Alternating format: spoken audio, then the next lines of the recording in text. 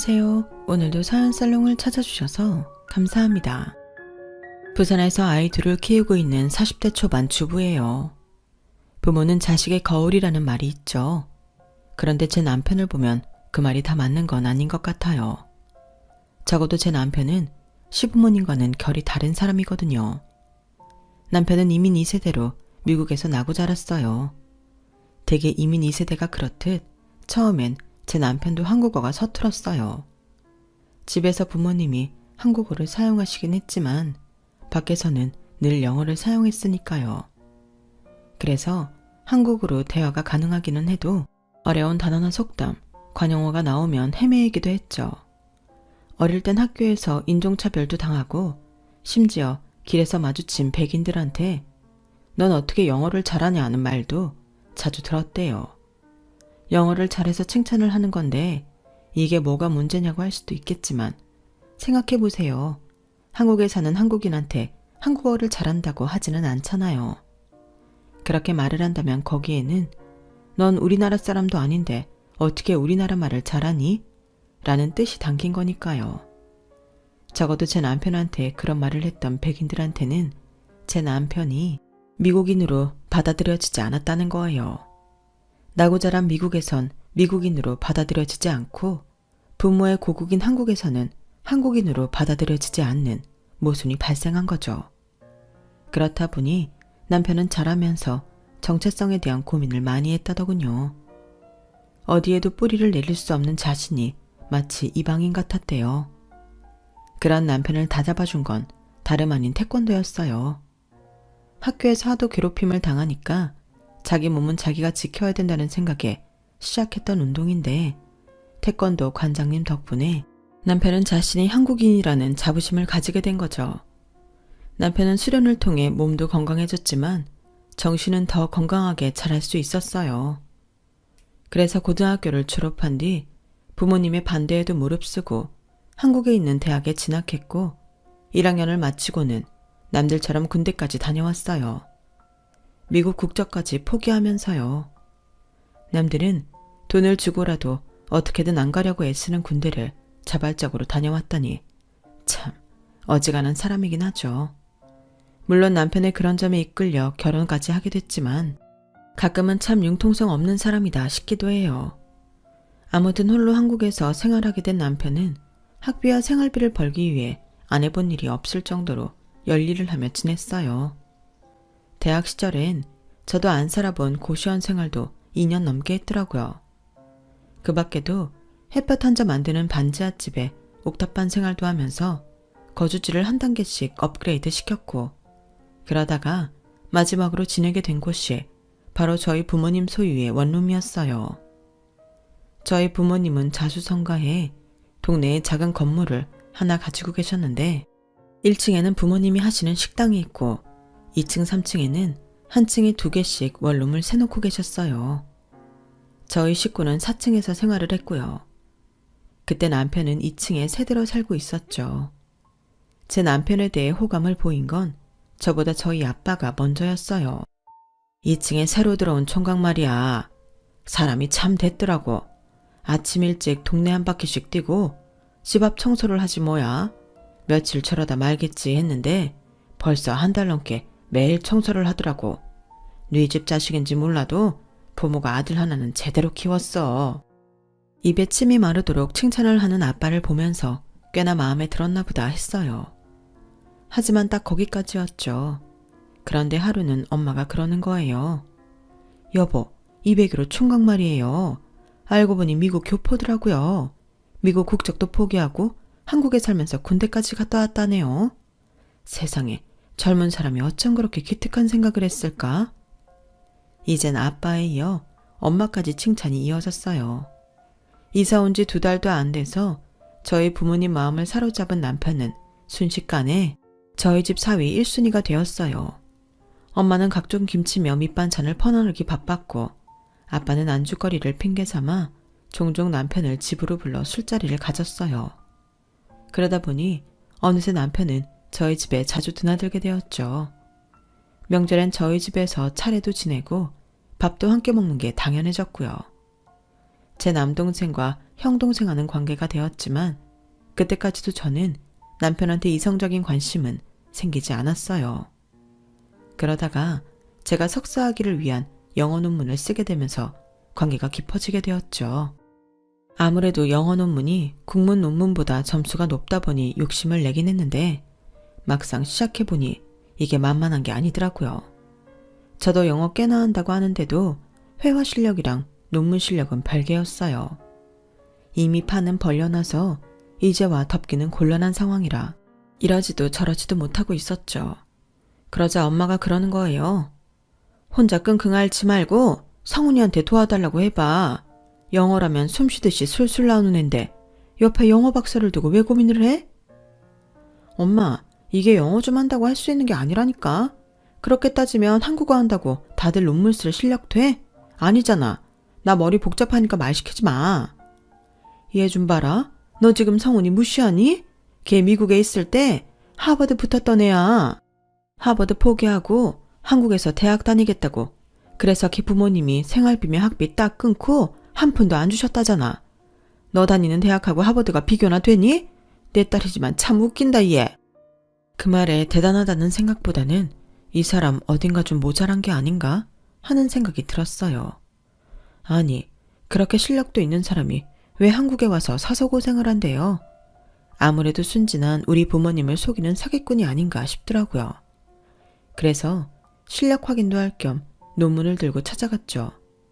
그런데 논문을 앞에 두고 얘기를 시작한 지 5분도 안 돼서 확실히 알겠더라고요. 내가 땡 잡았다는 걸요. 미국 국적자라서 영어만 잘하는 게 아니라 문장력도 장난이 아니었어요. 각 문단마다 치밀하고 논리적인 짜임으로 결과를 도출하는 방식도 끝내줬고요. 달래 하버드 출신이 아니구나 싶었죠. 남편의 실력에 홀딱 반한 저는 그 후로 수시로 남편과 만나 영어 논문 작업을 했어요. 그리고 얼마 뒤 교수님들의 극찬을 받으며 한 방에 논문 패스를 하게 되었죠. 제가 취직도 미루고 석사 학위에 목을 맨 건 제가 원하는 직종이 학위를 많이 보기 때문이었어요. 제가 하려는 일은 제약회사 연구직인데 학위의 유무에 따라 지원할 수 있는 분야와 회사가 나뉘거든요. 그래서 석사 학위를 딴 뒤 제가 원하는 회사에 들어갈 수 있었죠. 취직을 하고 첫 월급을 탄 저는 부모님과 남동생 그리고 제 취업에 누구보다 큰 공을 세운 남편한테 선물을 했어요. 남편 선물로는 넥타이를 샀는데 제게 고마워서 그런 건지 넥타이가 마음에 들어서 그런 건지 주구장창 그것만 하고 다니더라고요. 유니폼도 아니고 왜 맨날 같은 타이만 하고 다녀요? 집에 넥타이 없어요? 아, 하나 더 있긴 한데 그게 너무 낡아서요. 아니, 들어보니 직장도 좋고 월급도 꽤 되는 것 같던데 넥타이 좀 사지 그래요. 사무직 남자들이 멋부릴 때가 넥타이밖에 더 있나? 혹시 돈이 없어서 그런 건 아니죠? 아, 그게 아니라 그냥 습관 같은 거예요. 저 어릴 때 집이 좀 어려웠거든요. 부모님이 늘 돈 때문에 힘들게 사시는 걸 봐와서 그런가. 돈만 보면 저금하는 게 습관이 됐나 봐요. 아까워서 못 쓰겠어요. 그 말을 듣고 보니 평소 남편은 몇 가지 옷으로 1년을 났다는 걸 알겠더라고요. 미국 교포의 학벌도 좋고 이름 있는 기업에 다니고 있어서 그동안 남편에 대해 편견을 가지고 있었다는 사실도 깨달을 수 있었고요. 그게 좋은 쪽이든 나쁜 쪽이든 가네요. 가진 거에 비해 참 소탈하고 담백한 사람이다 싶었어요. 왜 우리 부모님처럼 산전수전 다 겪고 사람한테 숱하게 당해본 분들이 그렇게 극찬을 하셨는지 알 것도 같았죠. 화려한 스펙보다는 인간 자체가 빛나는 사람이더라고요. 그래서 저도 모르게 끌렸던 것 같아요. 남편과 저는 비록 한 집에 살지는 않았지만 한 건물에서 아침 저녁으로 보고 살다 보니 자연스레 가까워질 수 있었어요. 명절도 함께 보내고 엄마가 특식을 만들 때면 당연히 남편 젓가락도 식탁에 올리게 되었고요. 결혼 정년기에 든 남녀가 정분이 안 나는 게 이상할 상황이었죠. 그러던 어느 날이었어요. 그날은 직장에서 회식이 있는 날이었는데 선임이 남편 외도로 마음고생이 심했는지 저를 붙들고 신세 한탄을 하지 뭐예요. 직장 동료들 앞에서 울고 짜면서 하소연을 하는데 어떻게 두고 올 수가 있겠어요. 그래서 술고장 다 받아주고 있다 보니 자정이 훌쩍 넘었더라고요. 가정에 있는 사람들은 일찌감치 핑계를 대고 빠져나간 뒤였고 결국 제가 총대를 매게 된 거죠. 택시를 타고 선임 집까지 가는데 술에 취해서 그런지 엉뚱한 주소를 대는 바람에 1시간이 넘도록 동네를 빙빙 돌았어요. 기사님이 마감 시간이 지났다며 회사로 돌아가야 한다고 닥달을 하는 바람에 저는 선임을 데리고 택시에서 내렸죠. 물먹은 쌀자루처럼 무거워진 선배를 데리고 근처를 돌던 저는 다행히 통화가 된 선임 남편한테 선임을 넘길 수 있었어요. 그런데 이놈의 동네에 택시가 안 보이는 거예요. 카카오 택시를 호출했지만 그 역시도 반응이 없더라고요. 이러다 길바닥에서 자게 되는 거 아닌가 덜컥 겁이 나더군요. 그런데 그때 남편한테 전화가 온 거예요. 저희 부모님을 통해 제가 아직 안 들어왔다는 소리를 듣고 걱정돼서 전화를 했더라고요. 마침 잘 됐다 싶어 상황을 말했더니 대뜸 자기가 데리러 오겠다고 꼼짝 말고 기다리라고 하더군요. 그리고 한 20-30분쯤 지났을까요? 멀리서 승용차 한 대가 달려오더라고요. 아빠 차였어요. 그런데 운전석에서 나온 사람은 다름 아닌 남편이더라고요. 연세도 있으신 아빠가 밤운전 하시게 할 수 없어서 자기가 대신 왔다고 하더군요. 그러면서 다음부터 회식이 있을 때는 자기한테 연락을 하라는 거예요. 걱정돼서 잠이 안 온다나요? 그 말을 듣는데 심쿵하더라고요. 집까지 오는 차 안에서 심장이 콩닥거려서 미치는 줄 알았어요. 밖에까지 소리가 들릴 것 같았거든요. 그래서 괜히 고개를 돌려 시선을 창밖에 두고 있는데 남편이 그러더라고요. 그냥 우리 사귈까요? 그럼 정민 씨 회식 때도 당당하게 데리러 갈 수 있고 어디냐고 수시로 전화해도 되니까요. 아까도 전화할까 말까 많이 망설였어요. 아직은 나한테 그럴 자격이 없으니까. 걱정한다고 사귀는 게 말이 돼요? 좋아하면 몰라도. 그건 걱정 말아요. 좋아한 지는 한참 됐으니까. 그럼 우리 지금부터 사귀는 거예요? 아니 뭘 또 그렇게 급하게 해요. 나도 싫은 건 아닌데 그래도 이렇게 사귀는 건 좀 그렇지 않나 해서요. 남편은 횡설수설을 하는 저를 보고 빙그레 웃더니 제 손을 잡았어요. 손이 참 크고 따뜻하더라고요. 그렇게 우리는 세입자와 집주인 딸로 만난 지 2년 반 만에 연애를 시작하게 되었고 사귄 지 2년 조금 안 돼서 결혼을 하게 되었어요. 시부모님이 미국에 계셔서 첫인사는 화상전화로 드렸어요.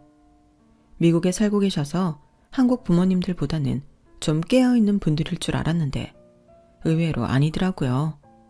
결혼을 하겠다는 말에 어머님이 대뜸 이러셨거든요.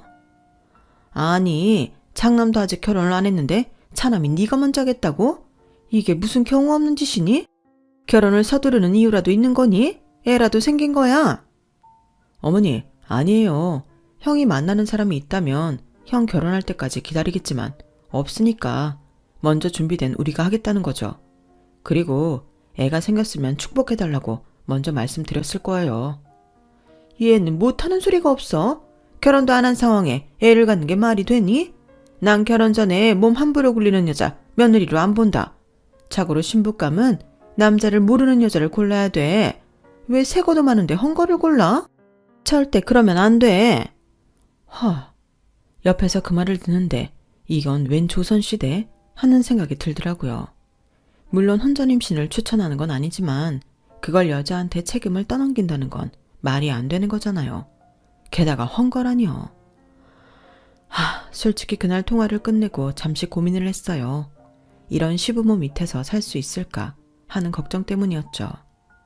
남편만 보면 더없이 훌륭한데 아무리 봐도 시어머니 자리는 영 탐탁치 않았어요. 그래도 다행이라면 다행이랄까? 시댁이 미국에 있어서 자주 보지는 않아도 된다는 거였죠.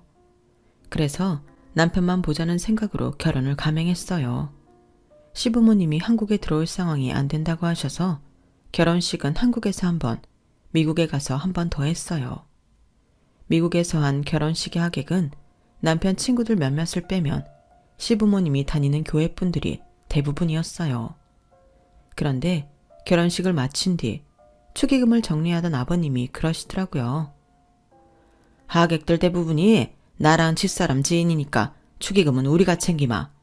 어차피 결혼식이라는 게 부모들이 그동안 뿌린 거 거두는 날 아니겠니? 그러니 그렇게 알아라.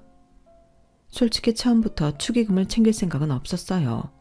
신혼여행차 미국에 왔다 생각하면 항공료 나간 것도 아깝지는 않았으니까요.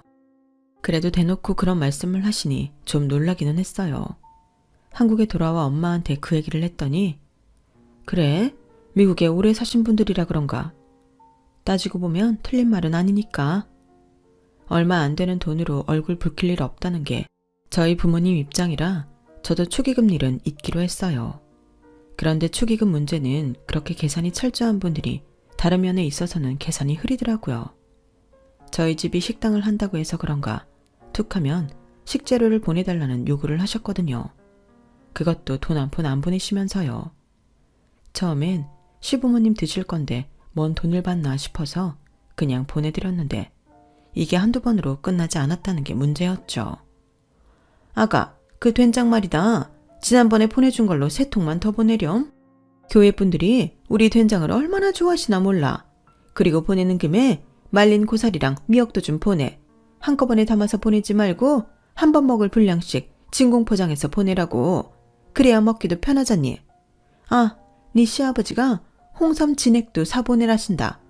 결혼식 때 네가 가지고 온 그 브랜드로 한번 드셔보시더니 이젠 아침마다 찾으시지 뭐니? 된장, 고추장, 심지어 손톱깎이 하나까지 사보내라고 하시는데 좀 너무하다 싶더라고요. 주변의 얘기를 들어보니 미국엔 한인 마트도 많고 심지어 중국 마트에도 한국 된장이며 김치까지 다 판다는데 굳이 비싼 항공 배송비를 물어가며 보내달라고 하시는 이유를 모르겠더라고요. 그뿐인가요? 시부모님 드실 것만 보내라는 게 아니라 철철이 주변에 선물할 것까지 죄다 리스트를 뽑아 보내시며 사보내라고 하시니 매달 시댁에 들어가는 돈만 해도 수십만 원이 됐어요. 명절 앞두고는 40~50만 원은 기본이었고요. 엄마는 그래도 시집살이 안 하고 사는 게 어디냐며 서운하시지 않게 보내드리라고 하시지만 솔직히 기분은 안 좋더라고요. 그래서 한편은 남편한테 그 얘기를 했더니 대뜸 시부모님께 전화를 하더라고요. 어머니, 이런 거 한인마트에 다 팔잖아요. 이거를 왜 와이프한테 보내라고 하세요? 그것도 매번 공짜로요. 그러지 않았으면 좋겠어요. 왜? 네 처가 뭐라고 그러니? 얘 아주 못된 애네. 시애미 앞에선 고분고분한 척하더니 뒤에서는 남편을 쥐잡듯 잡나 보구나. 그러니 네가 이런 일로 엄마한테 잔소리를 하지. 근데 아들이 잘 몰라서 그러는데 엄마도 한국 살 때는 시부모님한테 그렇게 해드리면서 살았어. 그래도 네 처는 우리가 미국에 있어서 시집살이도 안 하고 살잖니. 엄마가 한국에 살 때 비하면 네 처는 엄청 편하게 사는 거야. 어머니, 요즘 한국 시어머니들은 어머니처럼 안 그래요. 며느리 괴롭히지도 않고 생일에 옷도 사두고 주말에 마트도 데리고 가고 그런다고요. 말도 안 되는 소리 마라. 그건 다 방송에서 가짜로 지어내서 하는 소리야. 어디 시어머니들이 며느리 생일 선물을 사주고 딸처럼 데리고 다니니? 우리 때는 시어머니 옆에서 밥수저도 제대로 못 들었어. 어디 감히 시어머니랑 겸상을 해? 말도 안 되지. 네 처가 청 그렇게 우리한테 돈 쓰는 게 아깝다고 그러면 앞으로는 하지 말라고 그래. 엄마도 며느리한테 뒷얘기 들으면서 그깟 거 받고 싶지 않으니까. 어머니, 그렇게 감정 앞세워 말하시면 안 되죠. 와이프도 한다고 하는데 어머니도 조금 양보해 주시면 되잖아요. 우리 대화로 잘 풀어요. 네? 남편은 한참이나 시어머니를 설득했어요. 그렇게 해서 타협을 본 결과는 이랬어요. 명절이나 어버이날, 부모님 생신 때 보내드리는 선물은 무조건 공짜. 그 기간에 시부모님이 요구하시는 건 쌀이든 옷이든 된장이든 뭐든 공짜로 보내드리지만 그 외 기간에 보내라고 하시는 건 비용 청구를 하겠다. 이게 참 야박한 것 같지만 저희 시부모님한테는 이렇게 안 하면 끝도 없이 요구를 하시거든요. 그런데 이 타협안에도 허점은 있었어요. 그건 바로 가격과 종류 그리고 양이었죠. 타협안에 명시된 그날이 다가오면 시어머니는 엄청난 리스트를 쭉 뽑아서 제게 메일을 보내셨는데 그 종류와 양이 엄청 낮다는 거예요. 그러니 돈도 그만큼 많이 들 수밖에요. 엄마, 우리 시부모님 정말 너무한 거 알아? 어버이날이라고 아버님은 공진당 10박스에 홍삼 절편 20박스나 보내달래. 어머님은 또 어떻고 올 겨울에 입을 구스다운 패딩에 큰아들 보러 달라스에 가신다고 왕복 항공권까지 사달라셔. 무슨 날만 되면 한미천 잡으려는 사람들처럼 이러시는데 정말 미치겠다니까. 이럴 거면 차라리 한국에 사는 시부모님이 낫겠어. 너무 그러지 마라. 기껏해야 몇 년에 한번 볼까 말까한 시부모님인데 그 정도 못 해드리겠니? 손녀딸도 마음대로 못 보시고 떨어져 사시는데 안쓰럽지도 않아? 애 엄마가 돼서는 마음을 곱게 써야지.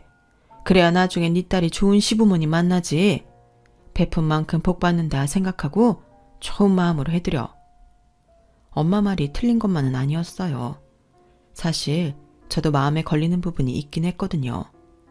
결혼하고 이듬해 제가 딸을 낳았지만 그때도 시부모님은 한국에 들어오지 못하셨어요. 그래서 영상통화로만 손녀딸을 보셔야 했죠. 엄마는 그 일을 두고 못내 안타까우셨던 모양이에요. 그래서 딸아이가 돌이 지나자 시댁에 다녀오라고 항공권을 사주셨어요. 제 남편이 둘째이긴 하지만 아주버님이 저희보다 2년 늦게 결혼을 한 탓에 집안에서는 제 딸이 첫 손주였거든요. 그래서인지 시부모님은 엄청 좋아하셨죠. 그래서 미국에서 지내는 일주일 동안 두 분은 손녀딸을 손에서 놓지 않으실 정도였어요. 눈에 넣어도 아프지 않을 손녀딸을 멀리서 영상으로만 봐야 하니 얼마나 가슴이 아프시겠어요. 그래서 이번 일도 그래, 내가 참자 하는 생각으로 넘기고 말았죠. 그렇게 참고 산 게 장장 15년이었어요. 이제는 시부모님의 지나친 요구도 그러려니 하고 넘기는 경지에 이르렀죠. 그러다 2년 전 시부모님이 한국에 들어오시게 된 거예요. 말년은 한국에서 보내고 싶으시다며 집도 팔고 완전히 정리해서 한국으로 오신 거죠. 서울에서 13년 넘게 살아온 우리 부부는 남편 직장 때문에 부산으로 내려온 지 2년이 가까이 되는 터라 시부모님 집을 어디에 잡아드려야 할지 고민이 되더라고요. 저희가 사는 부산에 잡자니 우리가 서울로 가게 되면 그때는 시부모님만 부산에 두고 가야 돼서 안 되겠더라고요. 그래서 생각 끝에 서울에 마땅한 집을 찾아드렸어요. 두 분 다 일을 그만두신 터라 노후 생활자금도 남겨야 해서 집은 두 분이 사시기 불편하지 않을 정도의 아담한 집으로 골라드렸죠. 미국 집에 비하면 한참 좁긴 하지만 그래도 신축 빌라라서 냉난방도 잘 되고 주변에 재래시장을 비롯해 편의시설이 잘 돼 있어서 사시는 데는 불편함이 없는 집이었어요. 집 근처 버스 정류장에서 버스 한 번만 타면 20분 내외로 저희 부모님 댁까지 갈 수도 있었죠. 한국을 떠나 사신 지 오래돼서 주변 도움이 필요할 것 같아 일부러 제 친정 근처에 집을 얻어드렸는데 시부모님도 그 점에 대해선 만족하시더라고요. 오히려 불편한 건 저희 부모님이었죠. 두 분이 툭 하면 제 친정에 찾아와 쌀이며 부식, 심지어 밑반찬까지 받아다 드셨거든요. 부산에 살고 있어서 그런 시시콜콜한 사정까지 몰랐던 저는 남동생을 통해 그 얘기를 듣고 기함을 토할 뻔했다니까요. 누나, 사돈어른 말이야. 진짜 얼굴에 철판 까신 것 같아. 어제는 우리 집에 와서 아빠 겨울 점퍼가 마음에 든다고 그걸 달라고 하더라니까. 난 내가 잘못 들은 줄 알았어. 그냥 달래. 자기 마음에 든다고. 기가 막히지 않아? 사부인은 또 어떻고. 엄마가 친구분들이랑 같이 맞췄던 진주 목걸이 알지? 사부인이 자기는 목이 길어서 진주 목걸이가 잘 어울린다면서 기어이 그걸 받아갔다니까. 완전 2인조 강도 같았어. 동생 말을 듣는데 어안이 벙벙해지더라고요. 사람이 염치가 없는 건 알았지만 이 정도일 줄은 몰랐거든요. 그래서 엄마한테 전화해 동생이 한 말이 사실이냐고 물었더니 웃으면서 그래도 사람들이 아기가 있는 사람들 같진 않아서 그냥 줬다고 하더라고요. 저로서는 이해가 안 갔지만 그래도 엄마가 웃으며 넘기시지 저로서도 어쩔 수 없더라고요. 그런데 이건 애교에 불과했어요. 시부모님이 한국에 들어오신 지 1년이 조금 넘었을 무렵이었어요. 집 배관에 문제가 생겨서 보수공사를 해야 한다더라고요. 어쩌니? 네 시아버지랑 내가 당장 지낼 곳이 없다. 호텔로 들어가자니 한 달 넘게 있으려면 돈이 얼마야? 너희라도 근처에 살면 거기 가서 있는 건데. 그래서 말인데 주변에 방 하나 비는 거 어디 없겠니? 그냥 잠잘방이랑 욕실만 있으면 돼. 수고스럽겠지만 네가 좀 알아봐다오. 제 주변엔 놀리는 방을 가진 분이 없어서 친정엄마한테 말씀드렸더니 대뜸 그러시는 거예요. 그래? 그럼 우리 집에 오시라고 해. 3층에 방 하나 비어있거든. 빌트인이라 몸만 들어오시면 되니까 옷가방만 챙겨오시면 되겠네. 정말? 다행이네. 못해도 한 달 이상 걸릴 텐데 괜찮겠어? 비용은 아버님께 말씀드려 놓을게. 얼마 정도 받으면 돼? 얘는 사돈지간에 뭐 그런 돈을 받아? 그냥 들어와 사시라 그래. 한 달 정도야 뭐 전기세 물세 해봐야 얼마 나오겠니? 그러니까 신경 쓰시지 말고 편히 지내다 가시라 그래. 그때까지만 해도 길어야 한 달 반이면 끝날 일이라고 생각했어요. 하지만 그건 엄청난 오판이었죠. 제 친정에 들어온 시부모님은 한 달이 지나고 계절이 몇 번이나 바뀌도록 돌아갈 생각을 안 하셨거든요. 집만 빌려 쓰신 게 아니라 식사도 저희 친정에서 해결하실 정도로 진상의 극치를 보여주셨어요. 아침은 친정 부모님이 하시는 1층 식당에서 콩나물 해장국으로 해결하셨고, 점심은 산책 후 근처 카페에서 샌드위치나 빵으로, 저녁은 제 친정 엄마가 차려주시는 저녁 밥으로 해결하셨어요. 그렇게 얻어드시면서도 조금도 미안한 기색 하나 없었다는 게 신기할 정도였죠. 그런데 이 정도만 돼도 얄미울 판에 두 분이 어찌나 제 친정 부모님을 깔보시던지 정말 볼 때마다 주먹이 불끈불끈 할 정도였어요. 매번 영어 단어 섞어가며 미국에서는 어쩌고 저쩌고 하시는데 꼴사 나올 정도였죠. 사부인, 이 동네엔 오렌지 파는 데 없어요? 난 미국에 살 때마다 오렌지를 갈아서 주스로 마셨거든요. 주스는 후리쉬한 걸 먹어야 하니까. 그리고 말 나온 김에 근처에 파악은 없나요? 점심때 이이랑 산책을 하려는데 마땅한 파악이 없어서 좀 그렇더라고. 오렌지는 동네 마트에도 다 팔아요. 길 건너 마트 가시면 있을 거예요. 근데 팍이요? 팍이 뭐죠? 어머, 사부인은 팍도 몰라요? 그걸 한국어로 뭐라고 해야지? 그러니까 공원? 아, 공원. 이 동네에 큰 공원은 없고 대신 개천을 따라 산책로가 잘 되어 있어요. 거기 한번 가보세요. 개천은 너무 덜티해서 no thank you. 덜티? 그건 또 무슨 소리야? 암튼 한번 가보세요. 거기 아주 좋아요. 물고기도 살 정도로 얼마나 깨끗하게 잘 돼 있나 몰라요. 쌍팔년도 개천을 떠올리는 시어머니는 저희 엄마 말에 손을 휘저으며 노를 외쳤어요. 그 모습을 본 제 딸애가 키득거리며 제게 달려와 그러더라고요. 엄마, 할머니 발음 되게 웃겨. 오렌지 덜티. 그렇게 발음하니까 외할머니가 못 알아듣지. 엄마, 친할머니 영어 못하지? 코미디 영화에서 보면 꼭 영어 못하는 사람이 쉬운 단어만 혀 굴려가며 영어 쓰잖아. 완전 똑같아. 저는 딸아이 입을 막으며 그만하라고 잔소리를 했어요. 하지만 이미 늦었더라고요. 제 딸이 깔깔대며 하는 얘기를 시부모님이 다 들으셨거든요. 시어머니는 손녀딸의 놀림에 얼굴이 새빨개지셨지만 그렇다고 화를 낼 수는 없었어요. 사실 저희 시부모님이 영어를 잘 못하시는 건 사실이거든요. 미국 생활 내내 한인타운에서 일하고 교류도 대부분 한국인들과 하셔서 영어 쓸 일이 그리 많지 않았던 탓이죠. 그건 영어 실력이 저희 부모님 앞에서는 어떨지 몰라도 영어를 유창하게 하는 제 딸 앞에서는 어림도 없었다는 게 문제였어요. 그날 이후 시부모님은 어줍지 않은 영어 발음으로 제 친정 부모님을 기죽이는 행동은 하지 않으셨어요. 정확히는 그럴 수가 없었죠. 얼마 뒤 제 친정에서 쫓겨나셨거든요. 한 달 정도면 끝날 거라던 공사가 1년이 다 되도록 끝날 기미를 보이지 않자 더는 두고만 있을 수가 없었어요. 시부모님 때문에 새를 놓을 방을 놀리게 된 것도 그렇고 무엇보다 염치 없는 시부모님 때문에 친정부모님이 너무 피곤해 하셨거든요. 이건 뭐 상전을 모시고 사는 것도 아니고 돈 한 푼 안 내면서 이거 해달라 저거 해달라 요구 조건만 많으니 어떻게 한 집에 살 수 있겠어요. 그래서 보다 못해 에어비앤비를 통해 시부모님이 머물 집을 알아보았어요. 차후 비용은 시부모님께 청구할 생각이었죠. 그런데 집을 찾던 중에 굉장히 익숙한 집을 보게 된 거예요.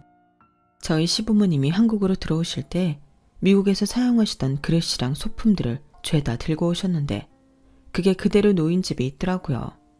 위치를 확인해보니 플랫폼 특성상 정확한 위치는 안 나온다 쳐도 저희 시부모님 댁 근처임은 확실했어요. 페이지에 올려진 집 사진을 하나하나 넘겨볼 때마다 의혹은 확신으로 변해갔죠. 이건 분명 저희 시부모님 집이 맞았어요. 후기를 보니 집 수리 중이라던 기간에 그 집에 머물렀던 손님들이 한둘이 아니더라고요. 지난 시간 동안 시부모님은 당신들 집을 빌려주고 돈을 받아 챙기곤 제 부모님 집에서 공짜로 숙식을 해결했던 거죠. 그러면서도 집안일을 돕기는커녕 손 하나 까딱 안 하고 무의도식한 거예요. 순간 속에서 천불이 올라오더라고요. 어쩜 사람들이 이럴 수가 있죠? 아주 양심을 물 말아먹은 인간들이더라고요. 이쯤 되니 지난 15년 동안 미국에 살면서 제가 말도 안 되는 요구를 했던 것까지 죄다 소환돼서 제 분노에 기름을 끼얹었어요. 그래서 그날 바로 남편과 함께 서울로 달려갔죠. 차 안에서 저를 통해 상황을 전해들은 남편은 창피해서 얼굴이 붉어졌어요. 자기야, 나 말리지 마. 나 더는 못 참으니까. 그동안 우리 엄마랑 아빠가 당신 부모님 때문에 얼마나 힘들었는지 알지? 나도 지난 15년간 정말 많이 참았는데 이제 더는 못 참겠어. 남편은 한숨만 쉴 뿐 아무 말도 못했어요. 그렇게 11시가 넘어서 친정에 도착한 저희 부부는 시부모님께 전화해 4층으로 올라오시라고 했어요. 그렇게 양가 부모님이 모인 자리에서 저는 아까 찾아보았던 에어비앤비 어플을 켰죠. 어머님, 아버님, 집 공사는 아직인가요? 예, 너 지금 그거 물으려고 이 시간에 서울까지 와서 시부모를 부른 거냐? 얘 정말 개념 없는 애네? 이보세요, 사돈. 얘가 이럽니다. 도대체 애 교육을 어떻게 시켰길래 이런 막대 먹은 짓을 한답니까? 애티튜드가 빵점이에요. 어머님, 그건 제가 할 말이에요. 도대체 어머님, 아버님은 어디서 어떻게 교육을 받으셨길래 눈 하나 깜박 안 하고 숨쉬듯 거짓말을 하세요? 여기 보이는 이 집 어딘지 아시겠어요? 이 후추통이랑 토마토 모양 버터통 기억나시죠? 어머님이 미국에서부터 애지중지 가져온 물건인데 설마 모른다고 하시진 않겠죠? 집 공사가 안 끝났다고요? 그 공사 정말 하기는 한 거예요? 예, 그럼 하지도 않은 공사를 했다고 하겠니? 이러실 줄 알았어요. 그래서 제가 여기 오기 전에 부동산 통해 그 빌라 사시는 분들께 연락해봤어요. 그랬더니 신축 빌라에 무슨 공사냐고 그런 일 없다더라고요. 그러면서 이 말도 하시대요. 요즘에 305호에 여행 가방 든 외국인들이 그렇게 드나든다면서 혹시 그 집 숙박업 하냐고 묻던걸요. 이건 어떻게 설명하시겠어요? 그러자 아버님이 마른 기침을 하시며 어머님한테 대답하라고 무언의 압력을 가하셨어요. 그러자 시어머니는 입술을 꽉 깨물더니 그러시더군요. 그래, 내가 에어비앤비에 집 내놨다. 그게 뭐 어떠냐? 내 집 가지고 내 마음대로 하겠다는데 뭐가 문제야? 그래, 그간 말 못한 건 사과하마. 그래도 그렇지, 이깟 일로 네가 시부모한테 이래도 되는 거니? 건방지게 시리? 그러자 그동안 참고 있던 남편이 소리쳤어요. 어머니, 그게 사과하는 사람 태도입니까? 그리고 사과를 왜 우리한테 해요? 장인어른이랑 장모님한테 해야죠. 자기 돈 벌자고 남의 집에 공짜로 살면서 고마운 줄도 모르고 뻔뻔하게 군 거 사과하시라고요. 왜 이렇게 창피하게 사세요? 미국 사람들한테는 한마디도 못하고 기죽어 살았으면서 왜 같은 한국 사람한테는 이렇게 예의 없이 함부로 구냐고요. 저 정말 부모님이 창피해서 장인어른 장모님 얼굴도 못 보겠어요. 왜 자식이 부모를 창피하게 만드세요? 내 집 가지고 내 마음대로 하시겠다고요? 근데 그거 아세요? 한국에서 가정집으로 숙박업하는 거 그거 불법이라고요. 잘못하면 교도소에 갈 수도 있다고요.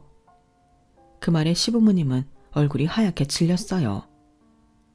미국에서 살면서 이방인 취급받는 거 싫다면서요. 그래서 늙어선 고향 땅에서 행복하게 살겠다면서요. 그래놓곤 왜 이러고 사시는 거예요? 가족들 힘들게 하고 상처 주면서 두 분만 편하고 좋으면 그만이냐고요. 그게 무슨 가족이에요. 남도 그렇게는 안 해요.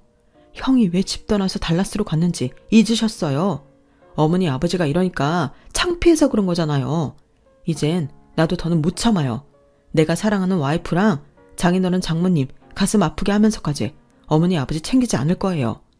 지금 당장 짐 챙겨서 돌아가시고 그동안 집 렌트비로 받은 거 장인어른께 돌려드리세요. 그리고 다시는 저랑 와이프한테 연락하지 마세요. 우리 이제 남남이니까. 남편은 용서를 비는 자기 부모님을 제 친정에서 내쫓았어요. 그리고 며칠 뒤 아빠 계좌로 850만 원이 입금되었더라고요. 엄마가 이 돈을 받아도 될지 모르겠다며 난감해하시길래 당연히 받으셔야 된다고 말씀드렸어요. 돌려주면 그 벌은 못 고칠 테니 돌려줄 생각 마시라는 말도 덧붙였죠. 아빠는 제 남편과 술잔을 기울이며 그래도 부모 자식 간의 인연을 그렇게 끊는 게 아니라고 당장은 힘들겠지만 꼭 용서해 드리라고 하셨어요. 솔직히 저는 당장 용서는 못 해드릴 것 같아요. 지난 15년 동안 당하고 산 것도 그렇고 이번 일을 통해 사람은 변하지 않는다는 걸 확실히 깨달았으니까요. 하지만 언제가 됐든 남편이 자기 부모님을 용서하고 받아들인다면 반대할 생각은 없어요. 다만 전처럼 마음을 다해 대할 수는 없을 것 같네요. 소중한 사람은 소중하게 대해줘야 서로의 마음을 확인할 수 있는 건데 마음을 그냥 거저 얻으려고 한다면 그게 도둑하고 뭐가 다를까요? 시부모님들도 잘 알고 계셨으면 좋겠어요. 지금까지 제 사연을 들어주셔서 감사합니다. 가족과 함께 행복하세요. 여러분, 사연 댓글에 응원과 현명한 조언 부탁드려요. 좋아요와 구독은 저에게 큰 힘이 됩니다. 오늘도 좋은 일 가득하세요.